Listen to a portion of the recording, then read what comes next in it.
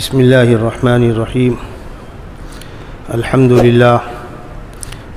للہ رب العالمین والصلاة والسلام علی سید الانبیاء والمرسلین وعلى آلہ واصحابہ اجمعین اما بعد فاعوذ باللہ من الشیطان الرجیم بسم اللہ الرحمن الرحیم یوم یکشف عن ساق ویدعون الى السجود فلا یستطیعون صدق اللہ مولانا العلی العظیم۔ محترم بزرگوں، گزشتہ کئی جمعوں سے کئی ملاقاتوں میں شریعت اسلامیہ کی حفاظت، اس کی تدوین، فقہا اور محدثین کی خدمات پر گفتگو جاری تھی، لیکن اس ہفتے اس گفتگو کو روک کر موجودہ حالات میں جو حجاب کا مسئلہ چل رہا ہے اس سلسلے میں اسلامی نقطہ نظر کیا ہے اس پر گفتگو کرنے کی کوشش کی جائے گی۔ یہ بات پہلے آپ کی خدمت میں عرض کر دوں، احتجاج اور چیز ہے، گفتگو اس پر نہیں ہو رہی ہے، اس کی حمایت مخالفت میں گفتگو نہیں ہو رہی ہے، گفتگو ہو رہی ہے شریعت اسلامیہ کے پردے کی حکمت، مصلحت، فائدہ، اس کی حیثیت۔ مذہب اسلام کا مزاج ہے کہ کسی برائی کو روکنے کے لیے برائی کے راستوں کو روکا جاتا ہے، یہ اسلامی اصول ہے۔ اس کو فقہا اپنی کتابوں کے اندر سد باب، کسی چیز کا دروازہ ہی بند کر دو، برائی اندر آنے مت دو۔ جس طریقے سے آپ کے بنگلے میں، آپ کے کارخانے میں ایک بڑا گیٹ ہوتا ہے باہر، وہاں واچ مین بیٹھا ہوتا ہے، گیٹ پہ لکھا ہوتا ہے کہ بلا اجازت اندر آنا منع ہے۔ اس گیٹ کے اندر گئے تو پھر مکان ہوگا، آفس ہوگا، کارخانہ ہوگا، اس کا دروازہ ہوگا، اس کے اندر گئے تو پھر اندر کے روم میں ایک مخصوص روم ہوگا، آفس کہیے، گھر کا بیڈ روم کہیے، اس کے اندر کباڑ ہوگی، کباڑ کے اندر لاکر میں پیسہ زیور رکھا ہوگا، تو پیسہ تو رکھا ہے لاکر کے اندر، گیٹ پر بورڈ لگا رکھا ہے نو انٹری کا، وجہ جب چور کو وہاں روکا جائے گا تو یہ محفوظ ہوگا، اور اگر چور وہاں سے اندر آیا تو پھر اور اندر آئے گا، پھر اور اندر آئے گا، پھر اور اندر آئے گا، اور پھر ایک مثال میں نے آپ کو دی۔ اللہ کے نبی صلی اللہ علیہ وسلم نے اس سلسلے میں ارشاد فرمایا، الحلال بین والحرام بین وبینہما امور مشتبہات۔ حلال بھی کلیئر ہے، حرام بھی کلیئر ہے، ان دونوں کے بیچ میں کچھ چیزیں ایسی ہیں جو مشتبہ ہے، جو آدمی مشتبہ سے بچے گا وہ حرام سے بچے گا۔ اور آپ نے مثال دے کر فرمایا کہ جانور کھیت کے آس پاس چر رہا ہے، چرواہا جانوروں کو چرا رہا ہے، فصل کھیت کے اندر ہے، کھیت سے پہلے میڑ ہوتی ہے، رکاوٹ ہوتی ہے، لیکن کھیت کا مالک چرواہے کو میڑ تک نہیں آنے دیتا، وہ چلاتا ہے دور رکھو، اس لیے کہ جو جانور میڑ میں چرے گا وہ کھیت میں منہ مارے گا۔ یہ میں آپ کو حدیث کے الفاظ سنا رہا ہوں۔ اسلام یہ چاہتا ہے کہ برائی کے دروازوں کو روکو، برائی کے راستوں کو روکو، اسی لیے قرآن نے جہاں پر بے حیائی کی مذمت کی ہے وہاں بے حیائی کے راستوں کی مذمت کی ہے۔ وَذَرُوا الْفَوَاحِشَ مَا ظَهَرَ مِنْهَا وَمَا بَطَنَ، نظر آنے والی، نہ آنے والی، بڑی برائیاں کہلا رہی ہوں، چھوٹی کہلا رہی ہوں، اس دروازے کو روکو۔ نہ روکا گیا تو کیا ہوگا؟ نہ روکنے کی وجوہات دو ہوتی تھی۔ خداوند قدوس نے انسان کے اندر، انسان کے باطن میں دو صلاحیتیں ایک دم ہم پلہ برابر رکھی ہیں، ایک نیکی کی ایک بدی کی، ایک ہے اتباع شریعت کا تقاضا اور ایک ہے نفس کی خواہش، دونوں ایک ساتھ ہیں۔ اگر نفس کی خواہش ختم کر دی جائے تو انسان فرشتہ بن جائے گا، نفس کی خواہش نہ رہے انسان کے اندر تو کیا بن جائے گا؟ فرشتہ۔ پھر امتحان کیسا؟ امتحان تو اسی وقت ہوگا جب دونوں تقاضے طاقتور ہوں، اور قرآن نے یہ بات بار بار کہی ہے۔ ارشاد فرمایا اِنَّا خَلَقْنَا الْإِنسَانَ مِن نُطْفَةٍ أَمْشَاجٍ نَبْتَلِيهِ، ہم نے انسان کو مرد و عورت کے اختلاط سے پیدا کیا، فَجَعَلْنَاهُ سَمِيعًا بَصِيرًا، ہم نے اس کو علم حاصل کرنے، کسی چیز کو سیکھنے سمجھنے کے ذرائع دیے۔ اِنَّا هَدَيْنَاهُ السَّبِيلَ إِمَّا شَاكِرًا وَإِمَّا كَفُورًا، ہم نے اس کو راستہ دکھا دیا، ایک راستہ یہ، ایک راستہ یہ، چاہو اس پر چلو چاہو اس پر چلو۔ یہ راستہ اتباع شریعت کا، یہ راستہ نفس کی خواہش کی پیروی کا، کرنا کیا مرضی آپ کی۔ اس راستے پر چلو گے آخری منزل جہنم، اس راستے پر چلو گے آخری منزل جنت، دونوں بتلایا۔ اِنَّا أَعْتَدْنَا لِلْكَافِرِينَ سَلَاسِلَ وَأَغْلَالًا وَسَعِيرًا، نافرمانوں کے لیے جہنم کا عذاب ہے، بیڑیاں ہیں، درے ہیں، اور اطاعت گزاروں کے لیے اِنَّ الْأَبْرَارَ يَشْرَبُونَ مِنْ كَأْسٍ كَانَ مِزَاجُهَا كَافُورًا، اطاعت گزاروں کو جنت کی وہ نیکیاں ملیں گی جس کا دنیا کے اندر تصور نہیں۔ ایک دم صاف سا فلسفہ ہے۔ اب یہاں پر رک کر سمجھیے، قرآن نافرمانوں کو، اللہ کے باغیوں کو کافر کہتا ہے۔ دنیا سمجھتی ہے کافر ایک طبقے کا نام ہے۔ ہمارے ملک کے بعد لوگ کہتے ہیں ہمیں کافر کیوں کہہ دیتے ہو؟ تمہیں نہیں کہہ رہے، غلط فہمی کا شکار ہیں آپ۔ خدا کا باغی کہیں بھی ہو، ہندوستان میں ہو، لنکا میں ہو، مشرق میں ہو، مغرب میں ہو، اپنے خالق و مالک کا نافرمان اور باغی جو ہے وہ کافر ہے۔ اگر تم باغی ہو خدا کے تو ہو، جھگڑا ہم سے کرنے مت آؤ۔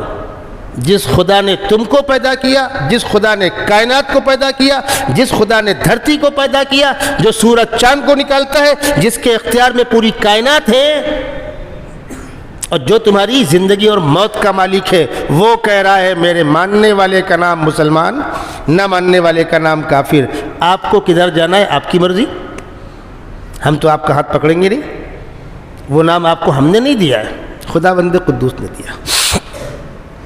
دو راستے، ماننے والوں کا راستہ یہ، نہ ماننے والوں کا راستہ یہ۔ خداوند قدوس نے انسان کو اشرف المخلوقات بنایا، پوری کائنات کا حکمراں ہے۔ اللہ کے بعد اللہ کی کائنات میں سب سے زیادہ محترم ہے، پاورفل ہے۔ انسان سے زیادہ پاورفل کوئی نہیں۔ اگر اچھائی کرنے پر آئے تو اچھائی اچھائی ہو جائے گی، اور برائی کرنے پر آئے تو برائی برائی ہو جائے گی۔ اس کائنات میں خیر و شر کا جو منبع ہے، جو مرکز ہے، جو بنیادی پوائنٹ ہے، وہ انسان ہے۔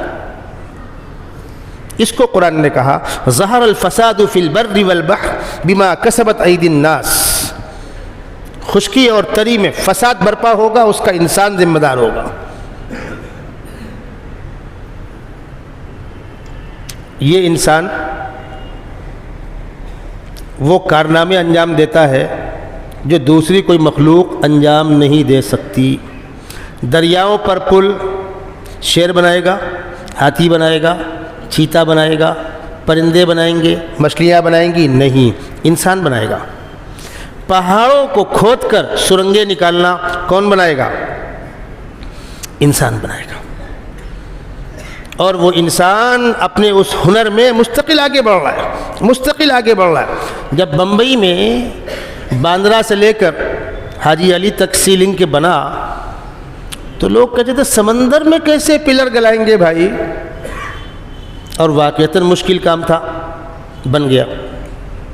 پہلے ون سائڈ بنا، اب دونوں ہو گیا. اب آپ کے مجگاؤں سے ارن تک بن رہا ہے. کچھ دنوں کے بعد سمندر میں بڑی بڑی مارکیٹیں بنیں گی، پلر ڈال کر اوپر بڑے بڑے شہر بسائے جائیں گے، اور دنیا کے اندر بسائے جا رہے ہیں. انسان یہ سارے کارنامے انجام دے رہا ہے. اس انسان کو خداوند قدوس نے کہا تھا کہ دیکھ بندے، یہ سب کچھ دوں گا، لیکن ایسی غلطی مت کرنا کہ ان تمام چیزوں میں لگ کر مجھ کو بھول جائے. لیکن انسان ان چیزوں میں لگ کر خدا کو بھول گیا. خداوند قدوس اپنے بندوں شکوہ کر رہا ہے، یا ایھا الانسان ما غرک بربک الکریم الذی خلقک فسواک فعدلک فی ای صورۃ ما شاء رکبک. ارے وارے انسان، جس خدا نے تجھ کو پیدا کیا، بچہ ماں کے پیٹ سے زندہ باہر نہیں آ سکتا. میں پوری گارنٹی کے ساتھ کہتا ہوں، کسی بھی ڈاکٹر سے آپ پوچھ لیں، بچہ ماں کے پیٹ سے زندہ باہر نہیں آ سکتا اگر خداوند قدوس کا خصوصی کرم نہ ہو. اسی کو قرآن نے کہا ہے ثم السبیل یسرہ ثم اماتہ فاقبرہ ثم اذا شاء انشرہ. وہی پیدا کرتا ہے، وہی مارے گا اور وہی اٹھائے گا. تم ترقی کرو، یہ ساری کائنات تمہارے لیے. سخر لکم ما فی السماوات وما فی الارض جمیعا من، سب تمہارے حوالے کر دیا. لیکن ان ترقیات میں، ان انکشافات میں اپنے خالق و مالک کو مت بھول جانا. لیکن انسان بھولا.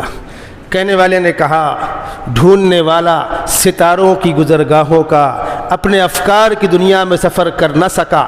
جس نے سورج کی شعاؤں کو گرفتار کیا، زندگی کی شب تاریک سحر کر نہ سکا.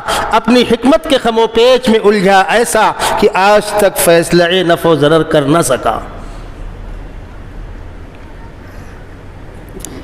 اسی خالق و مالک نے انسانوں کی دو صنف بنائی، دو طبقات بنائے، ایک مرد ایک عورت. ہمارا پیدا کرنے والا کہہ رہا ہے مرد کو پیدا کیا ہے کسی اور مقصد سے، عورت کو پیدا کیا ہے کسی اور مقصد سے. دنیا کے پاگل کہہ رہے نہیں، دونوں ایک ہی کام کریں گے، ہم دونوں سے ایک ہی کام لیں گے تب ترقی ہوگی. یہ ہے جھگڑے کی بنیاد. پردہ وردہ بات کی باتیں، گفتگو اس پر ہونی چاہیے. کیا مرد و عورت دونوں ایک ہی کام کے لیے پیدا کیے گئے ہیں؟ پہلا سوال. دنیا کا کوئی مائی کلال اس کے جواب میں ہاں نہیں بول سکتا. مرد عورت ایک مقصد کے لیے نہیں پیدا کیے گئے. پیدائش کا سسٹم بھی الگ ہے، آپشن بھی الگ ہے، سسٹم بھی الگ ہے، مقصد بھی الگ ہے. ایک کیسے ہو جائیں گے؟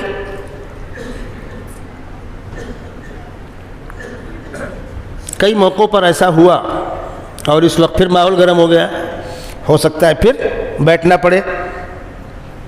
میں نے پوچھا ان لوگوں سے، آپ مرد و عورت کو، لڑکی اور لڑکے کو تمام چیزوں میں یکساں بنانا چاہتے؟ کہنے لگے ہاں، اس لیے کہ نعرہ تو وہی ہے.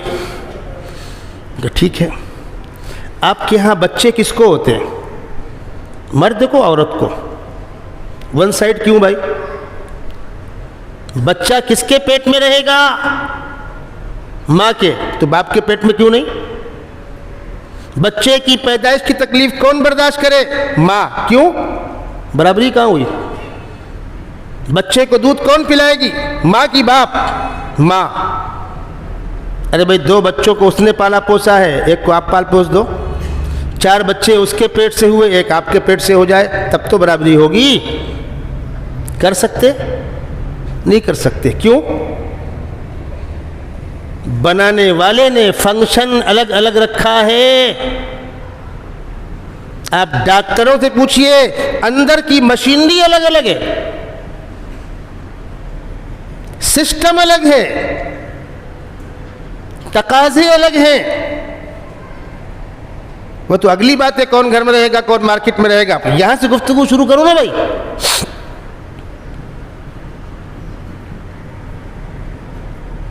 دنیا اپنی ہوس مٹانے کے لیے, اپنے غلط اور گندے دھندوں کو بڑھاوا دینے کے لیے عورتوں کو بیوقوف بنا رہی ہے کہ ہم تم کو ترقی دیں گے, بازار میں لائے کھڑا کریں گے.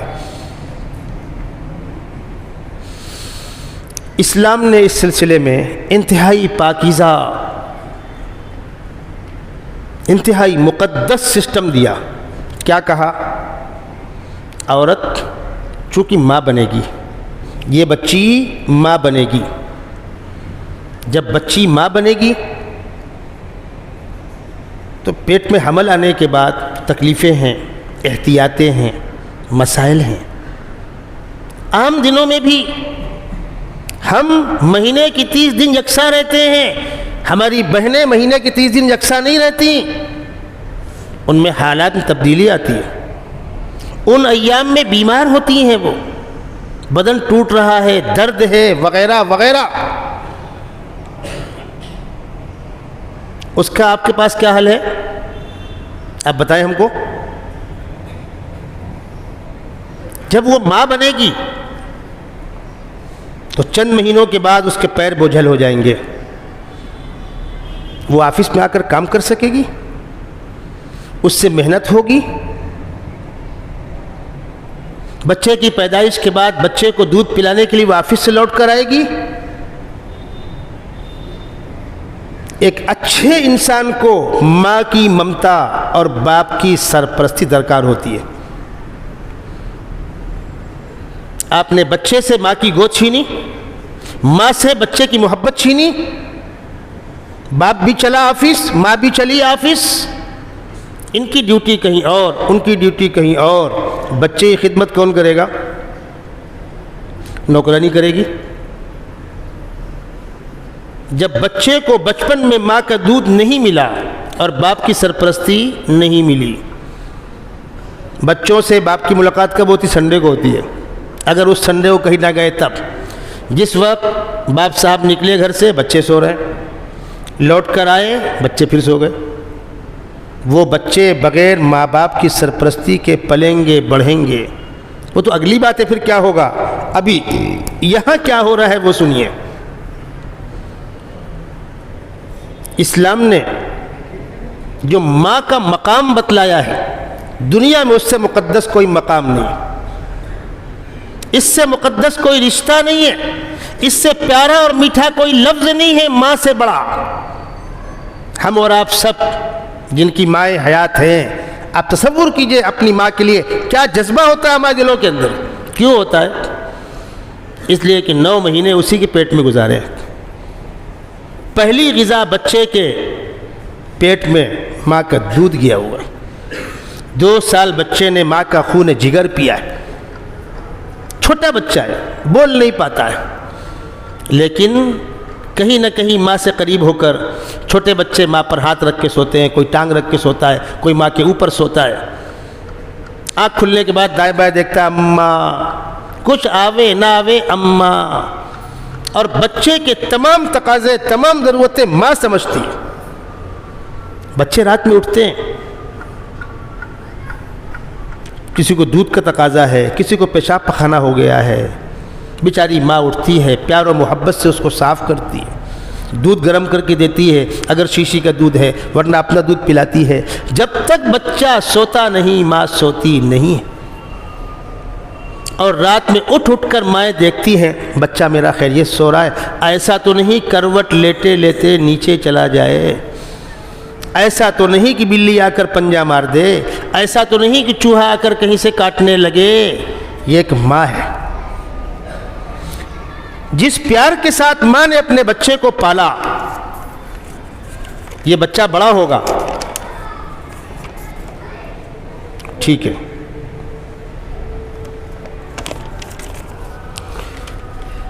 یہ بچہ بڑا ہوا، ماں کا بڑھاپا ہے، اس بچے سے کیا کہا گیا؟ بچے سے کہا گیا سب سے پہلا حق تو ہمارے خالق و مالک کا ہے، دنیا مانے یا نہ مانے، جس نے ہم کو پیدا کیا، جو ہماری زندگی موت کا مالک ہے، وہ ہمارا خدا ہے۔ عبادت صرف اس کی ہوگی، اس کی عبادت میں کسی کو شریک نہیں کیا جائے گا، اس لیے کہ دوسرا کوئی اس لائق نہیں کہ اس کو شریک کیا جائے۔ خدا کا کوئی ہم پلہ نہیں ہے، کوئی ہمسر نہیں ہے۔ وَلَمْ يَكُنْ لَهُ كُفُوًا أَحَدٌ، کسی کی اوقات نہیں ہے کہ وہ خدا کی خدائی میں شریک ہو سکے۔ تم جس سورج چاند کو دیکھ کر جھکتے ہو، وہ سورج چاند بھی اسی خدا کے پیدا کیے ہوئے اور اسی کے حکم کے تابع فرمان ہے۔ جو سورج صبح طلوع ہوتا ہے، جس کا بڑا جسم دیکھ کر، روشنی دیکھ کر، سورج کی شعاؤں میں، کرنوں میں توانائی ہے، طاقت ہے، کیلشیم ہے۔ ڈاکٹر کہتے ہیں صبح صبح سورج کی روشنی لیجئے، ٹھیک ہے، دنیا اس کے سامنے سجدہ ریز ہوتی ہے، شام کو وہ سورج ڈوب رہا ہوتا ہے۔ یہ کہتا ہوا حقیقی بڑائی تو کسی اور کو زیب دیتی ہے، میں تو ایک مخلوق ہوں، اسی کے حکم سے نکلا اور اسی کے حکم سے ڈوب رہا ہوں۔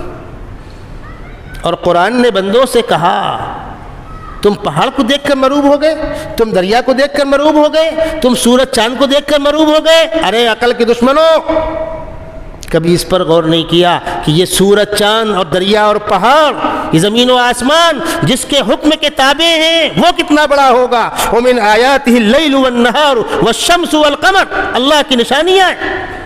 لا تسجدوا للشمس ولا للقمر واسجدوا للہ الذی خلقہن ان کنتم ایاہ تعبدون، ان کو دیکھ کر جھک رہے ہو، سجدہ ان کے خالق کا کرو۔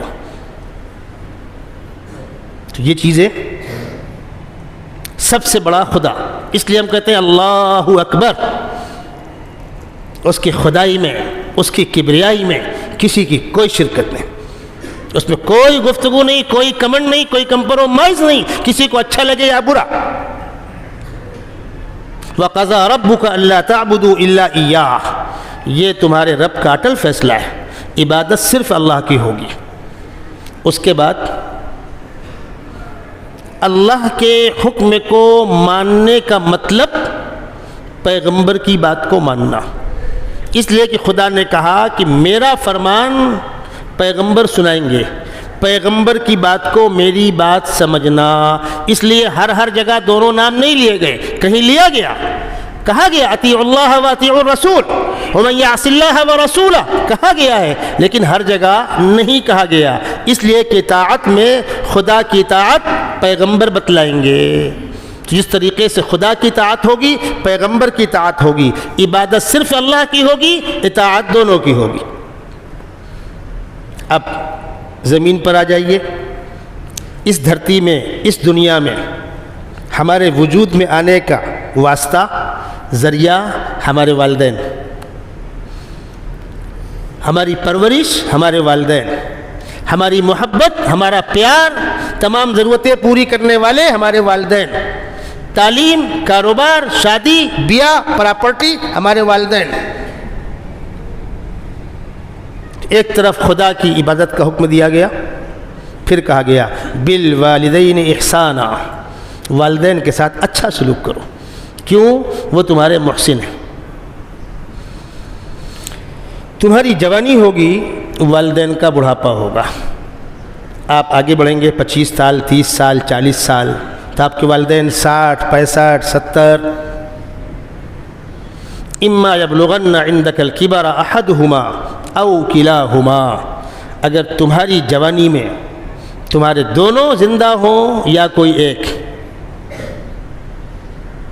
ماں باپ دونوں ہوں یا کوئی ایک ہو، ان کا بڑھاپا ہو، فلا تقل لہما اف ولا تنہرہما، ان کو جھڑکنا مت، اس لیے کہ آپ تو ہٹے کٹے ہو، باپ ضعیف ہے، آپ تو ہٹے کٹے ہو، ماں ضعیفہ ہے۔ اپنے اس وقت کو یاد کرو جب آپ اتنے سے تھے اور وہ طاقتور تھے، جب تم آٹے کی لوئی جیسے تھے، اس وقت تمہاری ماں کا تم کو پیار ملا کہ میرے بچے کو بلی پنجہ نہ مار دے، چوہا انگلی نہ کاٹے، میرا بچہ گر نہ جائے۔ گرمی کے موسم میں ماں اپنے بچے کو پنکھا جھل کر سلا کر سوتی ہے۔ جو بچے اپنی ماں کا دودھ پی رہے ہوتے ہیں، بچے کا اگر پیٹ خراب ہوتا ہے، بچے کو جلاب ہو رہا ہوتا ہے تو ماں پرہیز کرتی ہے۔ بچے کو ٹھنڈک کا ریئیکشن ہوتا ہے تو ماں پرہیز کرتی ہے۔ ماں وہی کھاتی ہے جو بیٹے کو نقصان نہ کرے، اور آج تک کسی ماں نے اس چیز کا احسان نہیں جتلایا، کسی ماں نے اس کی قیمت نہیں مانگی۔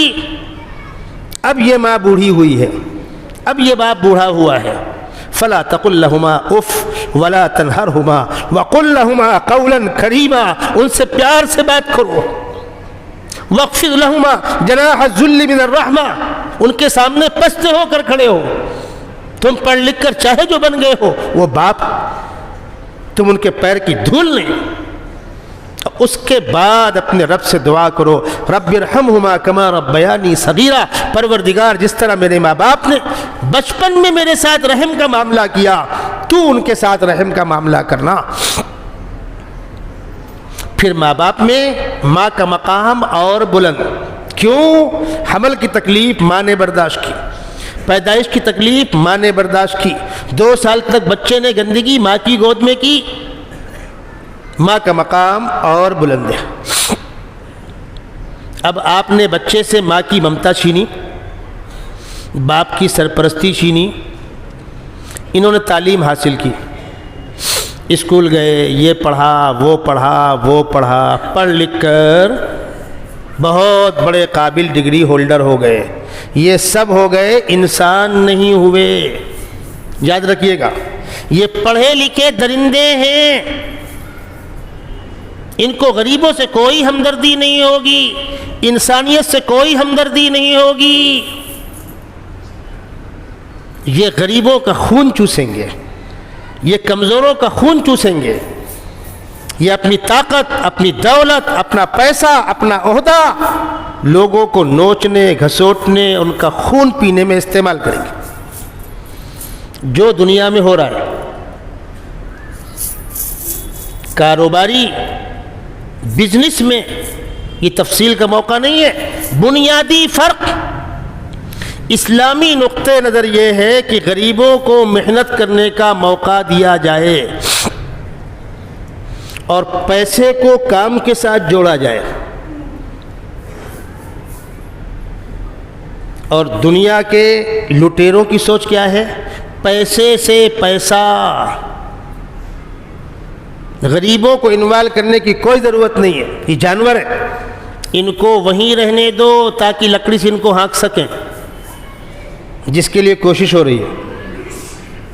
پوری دنیا میں بحران لاؤ، غربت لاؤ، بھوکمری لاؤ، تاکہ ان کو ہم لکڑی سے ہانک سکیں۔ اسلام نے غریبوں کو اٹھانے کے فضائل بتلائے، غریبوں کو اٹھانے کی اسکیم بتلائی، غریبوں کے ساتھ ہمدردی کرنے کے فضائل بتلائے۔ اور یہاں پلاننگیں بنتی ہیں، مارکیٹ کیپچر کیسے ہوگا، حکومت کیپچر کیسے ہوگی۔ بھوکا مرتا ہے، مرنے دو۔ آکسیجن نہ مل پانے کی بنیاد پر لاکھوں انسان تڑپ کے مرتے ہیں، مرنے دو، آبادی کم ہوگی، گھان کم ہو جائے گا، بس۔ کسی غریب کے مرنے سے ان کو کوئی سروکار نہیں۔ یہ کیا ہوا؟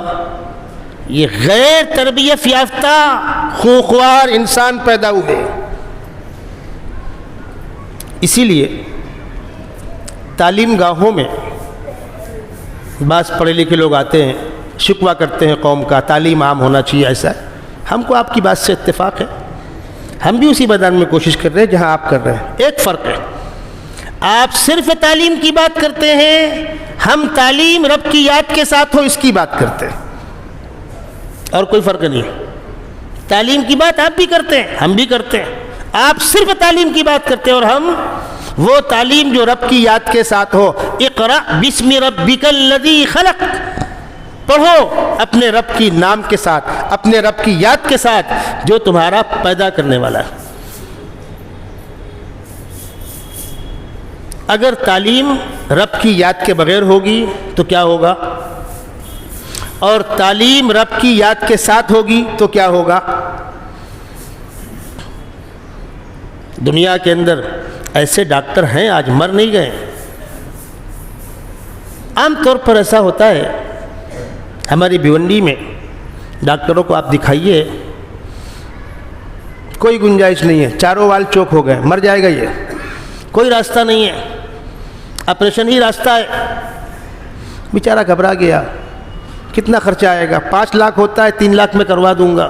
اب وہ گھر بیچ رہا ہے، کھیت بیچ رہا ہے، سودی قرضہ لے رہا ہے، اٹھ کر کہیں اور چلا گیا کسی بڑے ڈاکٹر کے پاس۔ اس نے سب چیک کیا، کہنے لگے ہاں تکلیف تو ہے لیکن اتنا بڑا مسئلہ نہیں۔ ان دونوں میں کیا فرق ہے؟ وہ ڈاکٹر پیشے سے اپنا ڈاکٹر ہے، ڈاکٹری کر رہا ہے، اس نے 500 فیس لی ہے، بلیک میلنگ نہیں کی۔ مریض آ کر بیٹھا، ابھی اس نے اپنی پوری بات نہیں کہی، قلم چالو۔ ڈاکٹر صاحب نیند نہیں آتی، 1 دوا، پیٹ صاف نہیں، 2 دوا، کھانسی آتی ہے، 3 دوا، دانت درد کرتا ہے، 4 دوا، پیر میں جلن ہے، 5ویں دوا۔ سبحان اللہ، 10 دواؤں کا اس کو پٹارا پکڑا دیا گیا۔ ان میں سے کئی دوائیں وہ ہیں جس کی کوئی ضرورت نہیں تھی۔ بات آئی تو عرض کر رہا ہوں، جس دوا کی مریض کو ضرورت نہ ہو اور ڈاکٹر اپنے کمیشن کے لیے اس کو لکھے، اس دوا کا لکھنا حرام ہے۔ بلیک میلنگ کر رہے ہو؟ جس چیک اپ کی ضرورت نہ ہو وہ چیک اپ لکھے، حرام ہے۔ بازار لگی ہوئی ہے، تعلیم کو مہنگا کر دیا گیا۔ ایک MBBS MD اور MA ڈاکٹر 1.5-2 کروڑ روپے خرچ ہوتا ہے اس کا، غریب آدمی کیا کرے گا؟ سرکاری نوکریوں کے پیچھے رشوت لگا دی گئی، 50 لاکھ 1 کروڑ روپیہ، غریب آدمی کیسے جائے گا وہاں تک؟ کسی کو نہیں پڑی ہے، غریب اٹھے اس کی کوئی اسکیم نہیں ہے۔ جب ڈاکٹر ایماندار ہوں گے، انجینئر ایماندار ہوں گے۔ باندرا اجتماع ہوا تھا، غالباً 97 میں ہوا تھا۔ اس کی پلاننگ کس نے کی تھی؟ احمد کاسو صاحب نے، ابھی حیات ہیں وہ جہاں بیٹھے رہتے تھے، مکمل داڑھی، سر پہ صافہ، سنت کا لباس، تہجد، اشراق، قرآن پاک کی تلاوت، جن کو 1 منٹ پر 10 ہزار روپے ملتے ہوں مشورے کے، وہ چند گھنٹے کام کر کے باقی اوقات عبادات میں لگا رہے۔ میں گیا ہوا تھا اجتماع گاہ دکھانے کچھ لوگوں کو، ان کو بتلایا گیا کہ بھائی یہ کھاڑی تھی، اس کو پاٹا گیا ہے، اور اندر تک ٹینکر نہ آئیں اس لیے کہ حادثات ہوتے ہیں، کیچڑ ہوتا ہے۔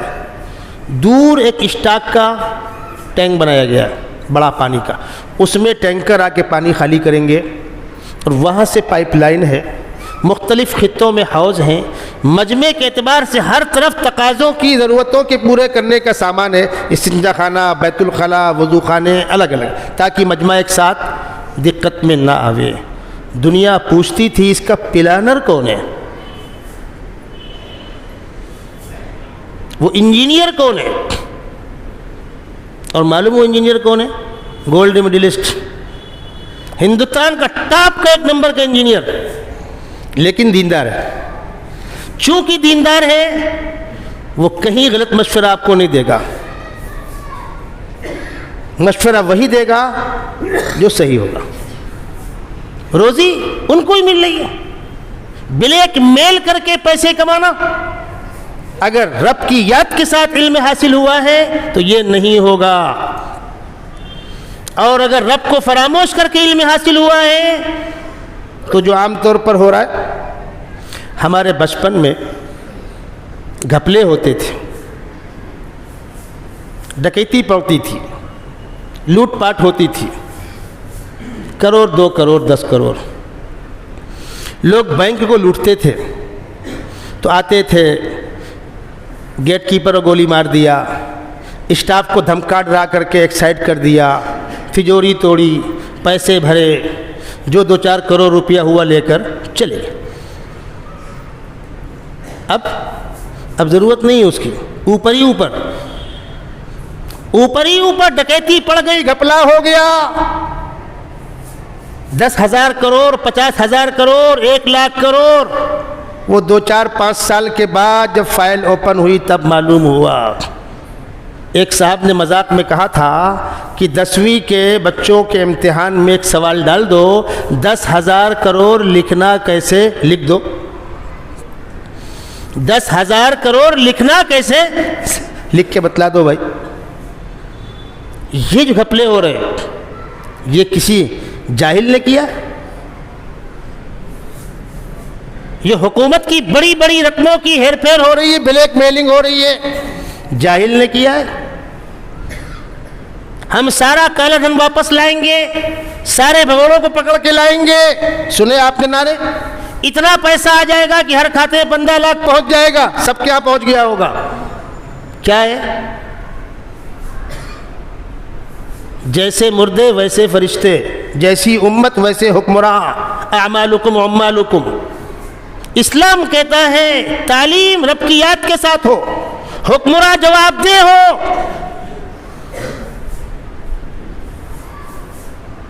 آپ پڑھیے خلفائے راشدین کے حالات۔ سیدنا عمر بن خطاب رضی اللہ تعالی عنہ تشریف لا رہے ممبر پر جمعہ کا خطبہ دینے کے لیے، بدن پر 2 چادریں ہیں، مال غنیمت میں مال آیا تھا، تقسیم ہوا تھا، ایک آدمی کو ایک چادر ملی تھی۔ مسلمانوں کے حکمراں کے بدن پر 2 چادریں ہیں، ایک شخص کھڑا ہو گیا، حضرت سب کو ایک ایک، آپ کے پاس 2 کیسے؟ اس سوال کا پہلے جواب دیجئے، خطبہ بعد میں دیجئے گا۔ فرمایا ٹھیک ہے۔ ان کے بیٹے عبداللہ ابن عمر بیٹھے ہوئے تھے، بیٹا تم جواب دو اس سوال کا۔ بیٹے کھڑے ہوئے، کہا ایک ابا کی ایک میری، میں نے اپنی والی بھی ابا کو دے دی۔ ایک ہی ہوئی نا بھائی، ایک ابا کی ایک میری، میں نے اپنی والی ابا کو دے دی۔ ٹھیک ہے، ہم مطمئن ہو گئے، آپ خطبہ دیں۔ یہ ہے حکمراں، تو رعیت کیسی ہوگی؟ سیدنا عمر بن خطاب رات کی تنہائی میں لباس بدل کر پبلک کے بیچ میں نکلتے تھے۔ آبادی کے باہر کوئی مسافر پریشان حال تو نہیں ہے، اور دین کے سلسلے میں بہت سخت ہیں۔ اشدہم فی امر اللہ عمر۔ ایک جگہ دیکھا ایک مرد و عورت تنہائی میں آہستہ آہستہ بات کر رہے ہیں، آپ سمجھے کہ یہ اجنبی ہوں گے، آپ نے درہ مارا، کیوں کھڑے ہو یہاں پر؟ اس مسافر نے کہا ہم پردیسی ہیں، ہمارے ٹھہرنے کی کوئی جگہ نہیں۔ کیا باتیں کر رہے ہو؟ یہی مشورہ کر رہے ہیں کہاں جائیں، کہاں پناہ لیں، ہم پردیسی مسافر ہیں۔ کہا اچھا تم لوگ مسافر ہو، مجھ سے غلطی ہو گئی، لو درہ لے لو، پلٹ کر مجھے مار لو۔ ان کو نہیں معلوم کہ یہ کون ہے؟ بادشاہ وقت ایک جگہ گئے، ایک بوڑھی عورت ہے، بوڑھی نہ کہہ لیجئے، بچوں والی عورت، چولہا جلا رہی ہے، لکڑی پھونک رہی ہے، چولہے پر ہانڈی رکھی ہوئی ہے، ہانڈی میں کچھ ابل رہا ہے، بچے رو رہے ہیں۔ پوچھا بچے کیوں رو رہے ہیں؟ کہا بھوکے ہیں۔ کچھ کھلاتی کیوں نہیں ہو؟ کہا کھلانے کو کچھ نہیں۔ پھر یہ ہانڈی میں کیا ہے؟ کہا ہانڈی میں پانی چڑھا دیا ہے، بچوں سے کہا ہے پک جائے تو کھا لینا، اس امید پر بچے سو جائیں گے، آگ بجھا کر میں بھی سو جاؤں گی۔ فرمایا تم نے اپنے حالات مسلمانوں کے خلیفے کو کیوں نہیں بتلائے؟ کہا خلیفہ تو اپنے محل میں آرام کر رہے ہوں گے، ہم غریبوں تک خلیفہ کیسے پہنچیں گے؟ پوچھا میں تمہاری مدد کر سکتا ہوں؟ کر سکتے ہیں۔ آئے، رات کا وقت ہے، تاریک رات ہے، اپنے خادم کو ساتھ میں لیا، بیت المال کھلوایا، آٹا لیا، مکھن لیا، میٹھا لیا، اپنے سر پر آٹے کی گونی رکھی۔ خادم کہتا ہے کہ آٹا ٹپک کر داڑھی پہ آ رہا تھا، چہرے پہ آ رہا تھا، میں نے کہا حضرت میں اٹھا لوں؟ فرمایا روز قیامت میرا بوجھ تم نہیں اٹھاؤ گے، خلیفہ میں ہوں، اللہ کیا جواب دے میں ہوں، تم میرے ساتھ چلو۔ گئے اور کھانا پکایا، ان بچوں کو اپنے ہاتھ سے حلوہ کھلایا، تو بچے اپنی ماں سے کہہ رہے ہیں کہ اماں ہمارے باپ قبر سے اٹھ کے آ گئے کیا؟ کون ہے ہماری خبر گیری کرنے والا؟ یہ کون ہے؟ یہ عمر ابن خطاب۔ اسلام نے حکمرانوں کو جواب دہ بنایا ہے، اداروں اور تنظیموں کے ذمہ داروں کو جواب دہ بنایا ہے۔ کوئی تمہارے نیچے اگر تمہارے تابع ہے تو خدائی کیمرہ تم پر چل رہا ہے۔ یہ کب ہوگا؟ جب تعلیم رب کی یاد کے ساتھ ہوگی، ورنہ آج جھگڑا کس بات کا ہے؟ الیکشن ہو رہا ہے نا بھائی، پیسہ بھی لگ رہا ہے، عزت بھی لگ رہی ہے، دوڑائے جا رہے ہیں، مارے جا رہے ہیں، دھتکارے جا رہے ہیں، ہاتھ جوڑ رہے ہیں، پیر پکڑ رہے ہیں، کائے کے لیے؟ گھر میں کھانے کو نہیں ہے، کھیتی باڑی نہیں ہے، جتنا بھی اس سے گزارا نہیں ہو جائے گا، نہیں، جتنا ہے وہ کم ہے اور آنے دو، جنگ اس کی ہے۔ بہرحال بات آگے بڑھ گئی، گفتگو ہو رہی تھی اسلامی تہذیب پر۔ اسلام نے مردوں کا دائرہ کار الگ رکھا ہے، عورتوں کا دائرہ کار الگ رکھا ہے، مشینری کے فنکشن سسٹم الگ الگ ہیں، جو بات میں آپ سے بار بار کہا کرتا ہوں۔ ٹریکٹر بنا ہے کھیتی میں چلنے کے لیے، اور انوا گاڑی اور ماروتی گاڑی اور سوزوکی گاڑی بنی ہے روڈ پر دوڑنے کے لیے۔ آپ ٹریکٹر سے جائیں ناسک اور مالیگاؤں، آج چلیں گے کل پہنچیں گے، اور کار سے آپ جائیں 3-4 گھنٹے بہت ہے۔ آپ ٹریکٹر کو اتارے کھیت میں برابر کام کرے گا، انوا کو اتار دیجئے آپ کھیت میں، نکالنے کے لیے لانا پڑے گا کرین۔ کیوں؟ یہ مشین بنائی گئی ہے مضبوط، بڑے بڑے ٹائر، کھیتی کے اندر چلنے والا، مٹی کھودنے والا، بوجھ ڈھونے والا۔ اس کا کام رفتار نہیں ہے، اس کا کام طاقت ہے، اور اس کا کام رفتار ہے۔ اب دونوں کو ایک کرو، ٹریکٹر سے سواری ہم ڈھوئیں گے، انوا سے کھیتی کریں گے، برابری چاہیے ہم کو، کر لو برابری بھائی۔ بچی کو ماں بننا ہے، بچے کو ماں نہیں بننا ہے۔ جو ماں بننے والی ہے وہ گھر میں رہے گی، اور جو باپ بننے والا ہے اس کو جا کر کما کے لا کے دینا ہوگا۔ اسلام نے گھر کے سارے خرچوں کا ذمہ دار مرد کو قرار دیا، اور جہاں پر یہ کہا ہے الرجال قوامون علی النساء، جس پر بڑا ہنگامہ ہوتا ہے کہ صاحب مرد حکمراں ہے، عورت ذلیل ہے، اپنی عقلوں کا علاج کرو۔ قرآن کہہ رہا ہے مرد نگراں ہے، سیکورٹی فراہم کرنے والا ہے عورت کو، اس کے سارے خرچے برداشت کرنے والا ہے۔ وجہ بما فضل اللہ بعضهم علی بعض وبما انفقوا من اموالہم، پیدائشی طور پر دونوں کا سسٹم الگ الگ ہے۔ مرد کا حسن جو ہوگا وہ نزاکت میں نہیں ہوگا، اور جو مرد جن کے اندر عورتوں کے دائیں ہوتی ہیں وہ لیڈیز کہلاتے ہیں، وہ ہجڑے کہلاتے ہیں، وہ چھکے کہلاتے ہیں۔ یہ کمال نہیں ہے، مرد کی مردانیت طاقتوری میں ہے، حوصلے میں ہے، جفا کشی میں ہے۔ مرد کا کام ہے محنت کرنا، دھوپ میں یہ نکلے گا، برسات میں یہ نکلے گا، باہر کی تمام ضرورتیں لا کر گھر میں دے گا۔ عورت گھر کی ملکہ ہے،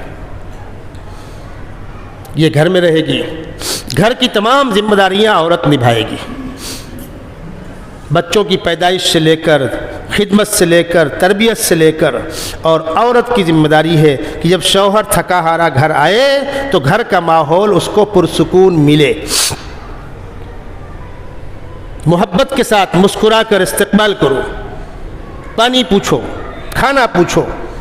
جب وہ ایک دم نارمل ماحول میں آ جائے، اب کچھ کہنا ہے تو کہو۔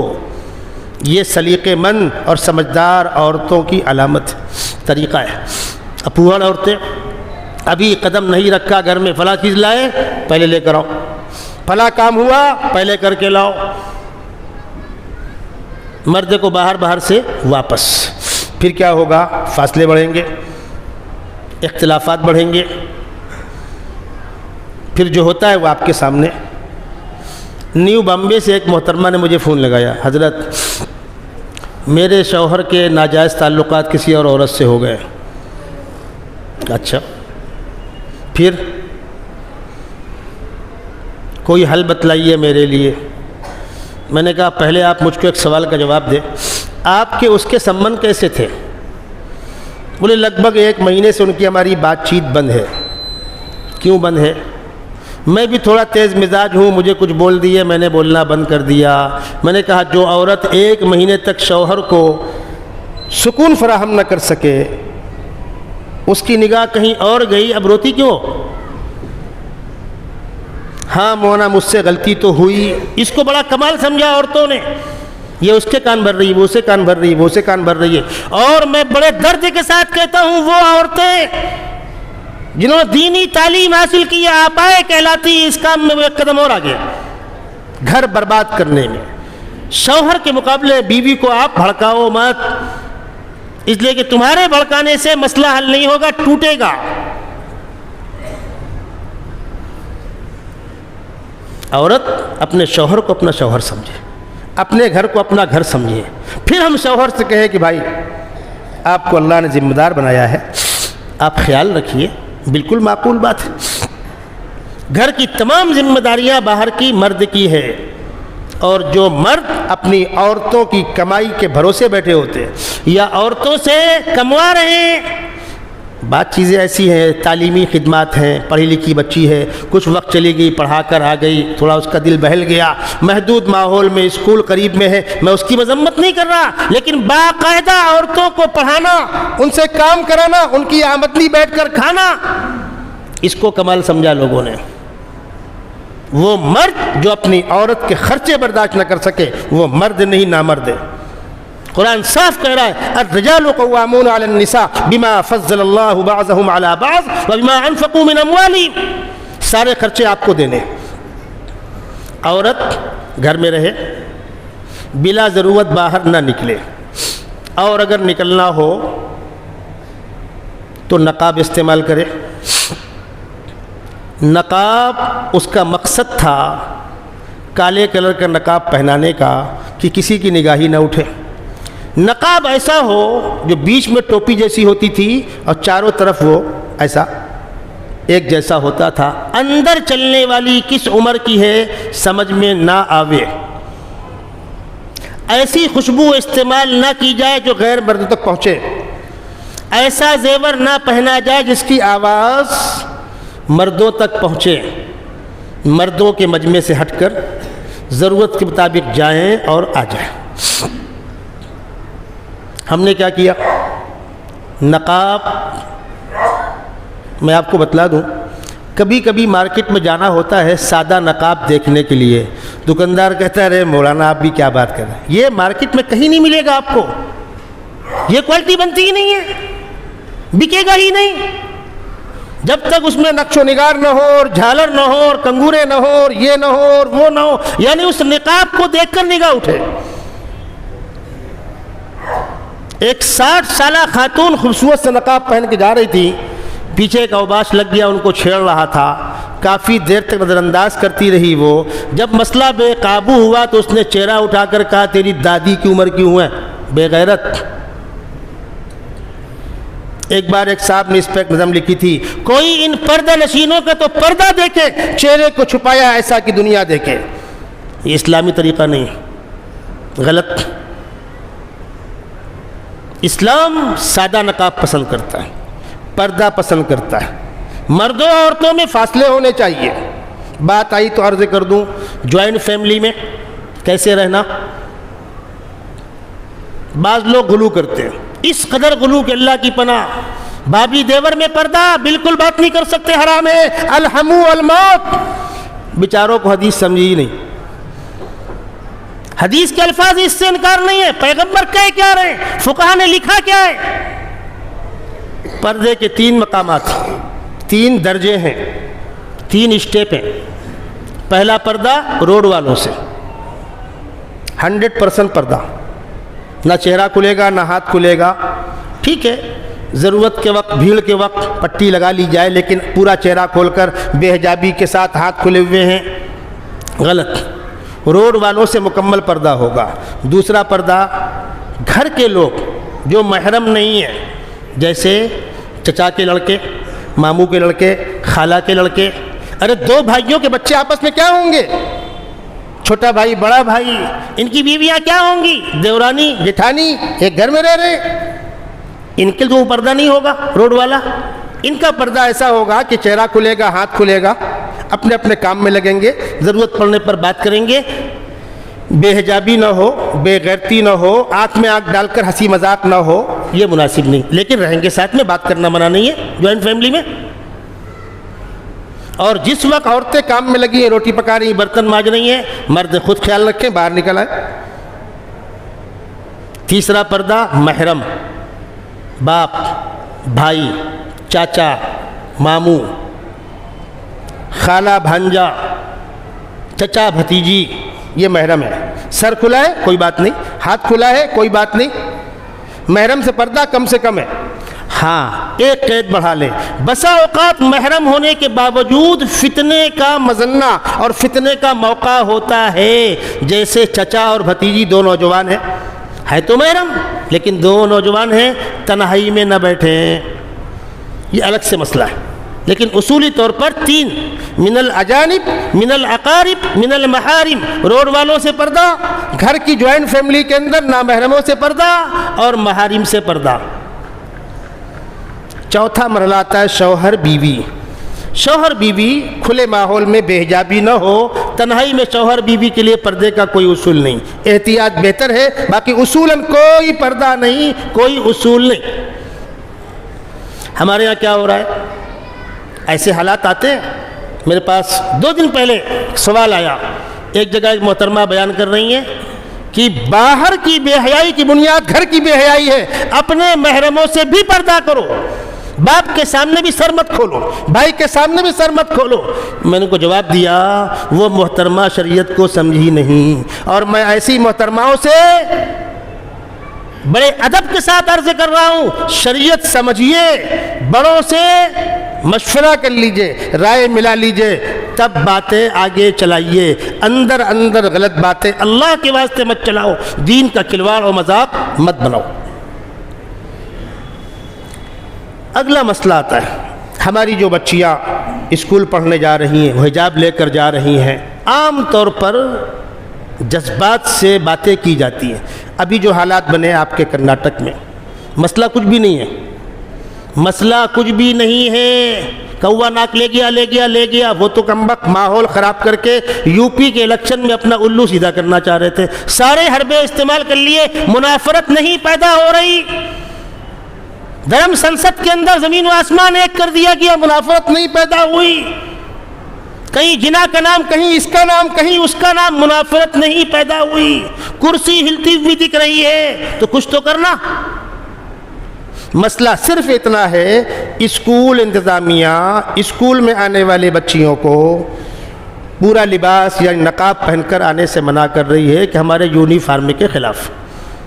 وہاں گفتگو ہو رہی ہے, کچھ لوگ کورٹ بھی گئے ہیں. اب اس میں جو آج کل ماشاءاللہ بیانات آ رہے ہیں, سبحان اللہ, سر پکڑ لے آدمی اپنا. پردہ ہمارا اسلامی حق ہے, کس نے آپ کو روکا اس سے؟ بھائی آپ بازار جا رہے ہیں, شادیوں میں جا رہے ہیں, آپ پردے کے ساتھ جائیں, کسی نے آپ کو روکا؟ دستور کی دفعہ نمبر فلانا کہتی ہے مذہبی آزادی ہے, کسی نے آپ کو روکا؟ مسئلہ صرف یہ ہے کہ اسکول کیمپس کے اندر, کالج کیمپس کے اندر کیا ہوگا, یہ مسئلہ چل رہا ہے اختلافی. بڑے بیچے پڑے ہوئے ہیں, مسئلہ ہائی کورٹ پہنچا ہوا ہے, اور خدا کرے اس کا کوئی اچھا حل نکل آئے. کسی بھی انتظامیہ کو, کسی بھی مینجمنٹ کو اپنا یونیفارم طے کرنے کا حق ہوتا ہے. ہم محبت کے ماحول میں آپس میں مل جل کر کے باتیں کرتے ہیں. میں آپ کو بتلا دوں, اسی بھونڈی کے اندر آج سے 25-30 سال پہلے ہم جب اسکول والوں سے کہتے تھے کہ بھائی بچوں کو آپ کرتا پجامہ پہنائیے, پینٹ شرٹ پہنانا تو پینٹ شرٹ پہنائیے, چڈی کیوں پہناتے ہو ہاف پینٹ؟ بچے کو بچپن سے آپ سطر کھولنے کا عادی بناتے ہیں تو وہ اسکول والے مر نہیں گئے، میں بھی زندہ ہوں وہ بھی زندہ ہے، سامنا کروا دوں گا۔ ارے مولانا آپ لوگ کو سمجھے گا نہیں، قانونی مجبوری ہوتی ہے۔ کیا کہتے تھے؟ کچھ قانونی مجبوریاں۔ یہ تو مولوی ہے، ماما ہے، کیا سمجھے گا؟ جب ہم نے اپنے یہاں سراج العلوم میں پرائمری اسکول میں کرتا پاجامہ، ٹوپی، شلوار، جمپر، دوپٹہ یونیفارم میں قرار دیا اور وہ بچے پڑھ کر اوپر اسکولوں میں گئے اور ٹاپ کرنے لگے، تب منڈیاں نیچے ان کا۔ اب بولو، تم دوسروں کا شکوہ بعد میں کرنا۔ 10 سال پہلے تک ہمارا کوئی بچہ اگر انہی کا کلر بجائے شرٹ کے کرتا پہن لیا، بجائے پینٹ کے پاجامہ پہن لیا، کلر آپ کا ہے، بجائے پینٹ شرٹ کے کرتا پاجامہ پہن لیا، ٹوپی لگا لیا، گیٹ پہ اس کو روک دیا گیا، یونیفارم درست کر کے آئیے۔ ہم لوگ جاتے تھے، سمجھاتے تھے، سننے کو تیار نہیں مولانا آپ اپنا نظام دیکھیے، یہ ہمارا نظام ہے، مجھے مجبوراً کہنا پڑا اسکول والوں سے مجبور مت کرو، پھر ہم تمہاری فائلیں کھولیں گے تو غور مت مارنا۔ یونیفارم کا مطلب کلر، پینٹ ہو، پاجامہ ہو، شرٹ ہو، کرتا ہو، یہ فیصلہ کرنے کا آپ کو اختیار کسی نے نہیں دیا۔ اب الحمدللہ 25 بچے ہمارے اسکولوں میں جا رہے ہیں، اور خاص طور پر جب سے آپ کے ہاں اسکولی بچوں کے حافظ بنانے کا نظام شروع ہوا اور ہمارے حافظ بچے اسکولوں میں جا رہے ہیں، ٹاپ پوزیشن لے کر آ رہے ہیں، تب سب کی زبانیں بند ہوئیں۔ سیدھی بات یہ ہے، انتظامیہ کو اپنا یونیفارم طے کرنے کا اختیار ہوتا ہے، کسی بھی انتظامیہ کو۔ کپڑا کیسا ہوگا، سلائی کیسے ہوگی، اس میں گنجائش تو ہوگی، تو مسئلہ یونیفارم کا ہوتا ہے۔